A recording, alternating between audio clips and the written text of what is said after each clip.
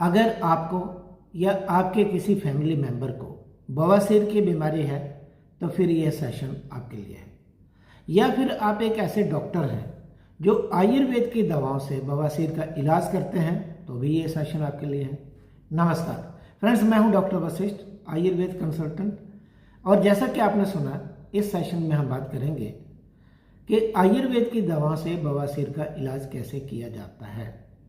लेकिन उससे पहले मैं आपको सावधान करना चाहता हूं कि अगर आप डॉक्टर नहीं हैं, एक सामान्य जन हैं, तो इस सेशन में दी जाने वाली जानकारी केवल आपके जानने के लिए है। आपको या किसी और को इस जानकारी के आधार पर ना अपना ना किसी दूसरे का इलाज करने का अधिकार है। इलाज करने का अधिकार केवल और केवल किसी डॉक्टर को ही होता है। शुरू करते हैं। सबसे पहले ये जानते हैं कि बवासीर क्या होती है। फ्रेंड्स, ये जो गुदा होती है ना, एनल कैनाल, ये 4 सेंटीमीटर की होती है और इसमें ऊपर से नीचे की तरफ 3 गद्दियाँ होती हैं, ठीक है। और इन गद्दियों को या कुशन्स कह लीजिए, इन गद्दियों का काम होता है कि ये मलाशय के अंदर, रेक्टम के अंदर जो मल होता है, स्टूल होता है, उसको अपने आप बाहर नहीं आने देती। तो ये 3 गद्दियाँ या कुशन्स, इनको हेमोराइड्स कहते हैं, ये हर एक व्यक्ति में होती हैं। लेकिन कभी कभी किसी व्यक्ति में ये हेमोराइड्स फूल जाती हैं, ये गद्दियाँ फूल जाती हैं, उसे कहते हैं एक्चुअली हेमोराइड्स या फिर पाइल्स या बवासीर।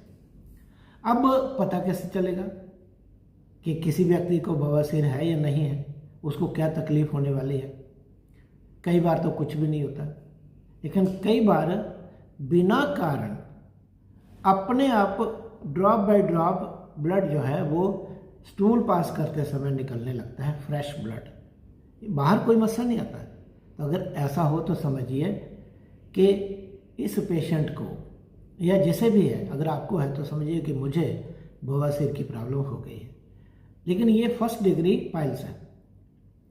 अब इसके बाद क्या होता है कि अगर ये तकलीफ बढ़ती है तो वो जो कुशन्स होते हैं उनमें से वो 3 होते हैं, उनमें से कोई 1, 2 या तीनों गुदा से बाहर आने लगते हैं जब व्यक्ति स्टूल पास करता है।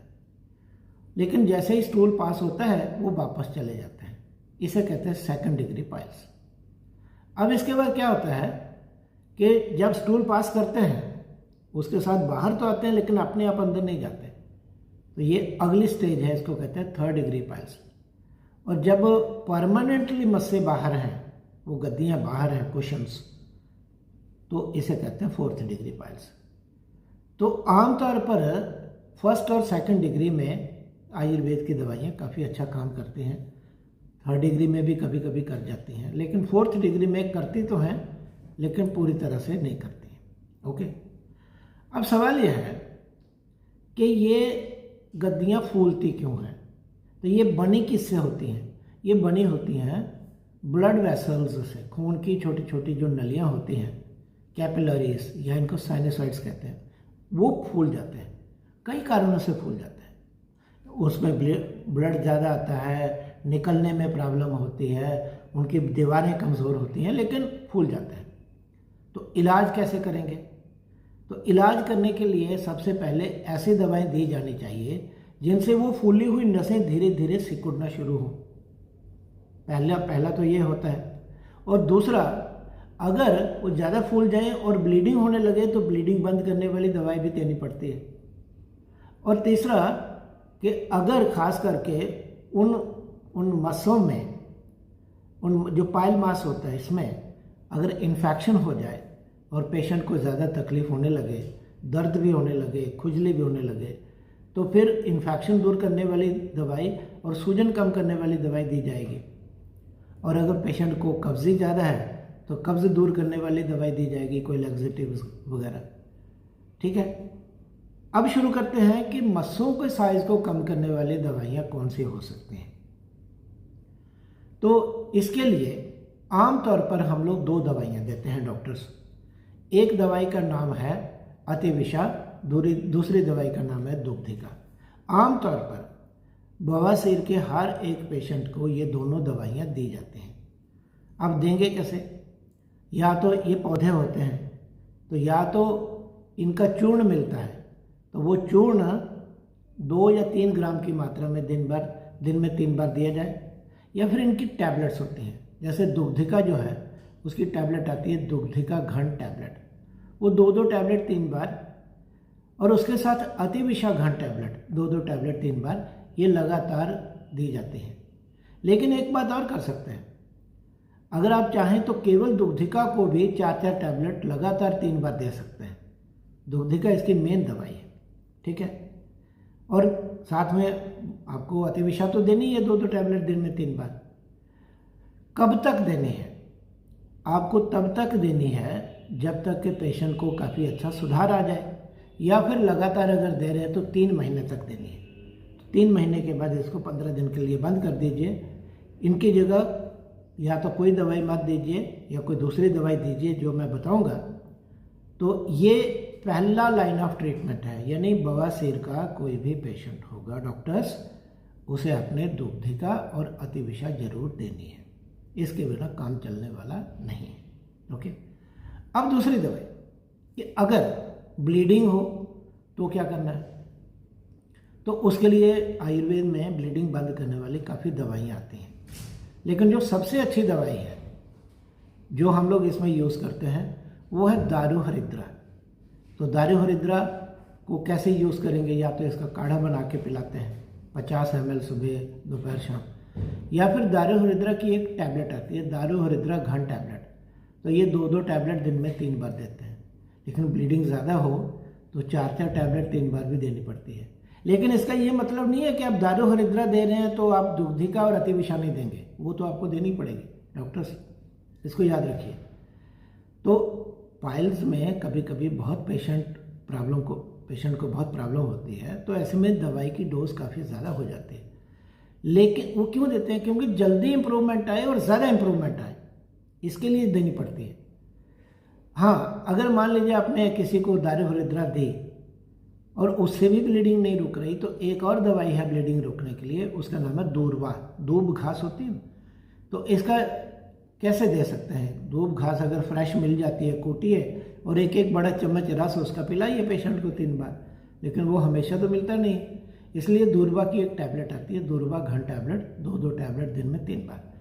तो हमने आपको बताया कि अगर पहले हर एक पेशेंट को आपको डॉक्टर्स दुग्धिका और अतिविषा जरूर देनी है।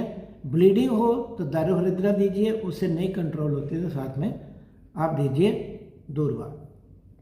अब कभी कभी क्या होता है, सडनली आप देखेंगे कि पेशेंट कंप्लेन करता है कि मेरे पाइल मास का जो मस्से है उसका साइज बहुत बढ़ गया है, इतना इतना बड़ा हो जाता है, उसमें ब्लीडिंग भी हो रही है, रिसाव आ रहा है, लाल हो गई है जगह, खुजली हो रही है, दर्द हो रही है, पेशेंट बैठ नहीं सकता, बड़ी अनइजीनेस हो रही है। तो समझ जाइए कि इस पेशेंट को पाइल्स में इन्फेक्शन हो गई है, उसके कारण सूजन है, इसको कहते हैं इन्फ्लेम्ड पाइल्स। तो इसमें बाकी दवाइयाँ आप छोड़ दीजिए, पहले आप इन्फेक्शन को कंट्रोल करिए, और उसके लिए आपको 2 दवाइयाँ देनी है, एक है चिरायता और दूसरी है गंधक। देंगे कैसे? चिरायता को आप दे सकते हैं, चिरायता का चूर्ण आता है, 1-1 चम्मच चूर्ण दिन में 3 बार दीजिए, या फिर चिरायता घन टैबलेट आती है, 2-2 टैबलेट दिन में 3 बार दीजिए। लेकिन इन्फेक्शन बहुत ज़्यादा है तो 4-4 टैबलेट भी 3 बार आपको देनी पड़ सकती है चिरायता की, और उसके साथ आपको देनी है गंधक। कैसे देंगे?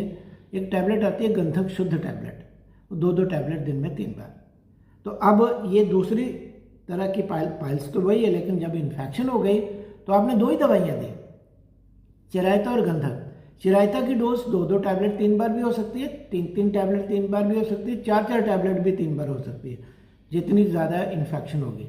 लेकिन गंधक की डोज जो है, गंधक शुद्ध टैबलेट की डोज सिर्फ 2-2 टैबलेट 3 बार रहेगी। और जैसे जैसे इन्फेक्शन कंट्रोल होता जाता है, आगे जाके इनको धीरे धीरे कम करते जाइए, और इनकी जगह आपको फिर क्या देना है? आपको देना है दुग्धिका और अतिविषा, और ब्लीडिंग होगी तो साथ में दारू हरिद्रा। ये हो गया।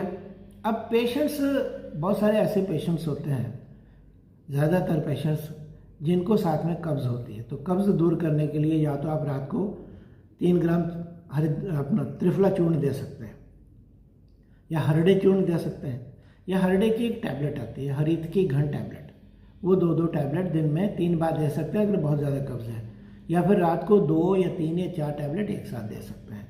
दवाइयाँ और भी बहुत सारी आती हैं, लेकिन अगर कभी किसी पेशेंट को बहुत ज़्यादा कब्ज़ हो जाए तो उस समय आप सनाए घन टैबलेट आती है, तो सनाए घन टैबलेट 1 या 2 टैबलेट आप दे सकते हैं रात को, लेकिन वो हफ्ते से ज़्यादा नहीं देनी चाहिए। अब लगाने के लिए आपको क्या देना है? तो लगाने के लिए फ्रेंड्स एक आयुर्वेद की बहुत सारी दवाइयाँ हैं, जैसे नीम है, कासीस है, जैसे मालती है या दारू हृद्रा है। इस तरह की बहुत सारी दवाइयाँ हैं जिनसे कई प्रकार की दवाइयाँ बनती हैं। तो एक बहुत अच्छा तेल आता है जातियादि तेल, तो जातियादि तेल को आप लगा सकते हैं, खास करके अगर सूजन ज़्यादा हो, और अगर ब्लीडिंग सूजन नहीं है तो एक दूसरा तेल आता है कासीसादि तेल, तो वो लगा सकते हैं। या एक हम लोग डर्मिन ऑयल बनाते हैं, उसमें काफ़ी अच्छी मेडिसिन हैं, वो लोकली लगा सकते हैं, पेशेंट को दे सकते हैं। तो फ्रेंड्स ये हमने आपको मोटे तौर पर बवासीर के बारे में बताया, वो क्या होती है, कैसे होती है, उसके कौन कौन सी डिग्रीज होती हैं और आयुर्वेद से उसे कैसे ट्रीट कर सकते हैं, ये हमने बहुत संक्षेप में बताया, ब्रीफली बताया आपको।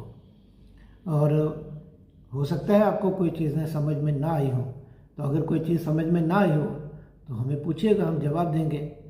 और फिर मैं यही कहूँगा कि डॉक्टर्स, ये जो नॉलेज है आप इस नॉलेज का इस्तेमाल कर सकते हैं अपने पेशेंट्स को ट्रीट करने में, अगर आपको अच्छा लगता है तो।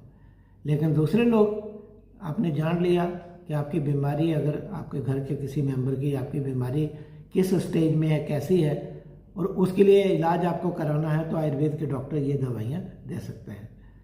तो और कोई भी प्रश्न आपका हो हमसे पूछिए, और दूसरी कौन सी बीमारी पे आप चाहते हैं कि हम सेशन लें वो भी हमें बताइएगा। और अभी बस इतना ही। सेशन अटेंड करने के लिए बहुत बहुत धन्यवाद। नमस्कार।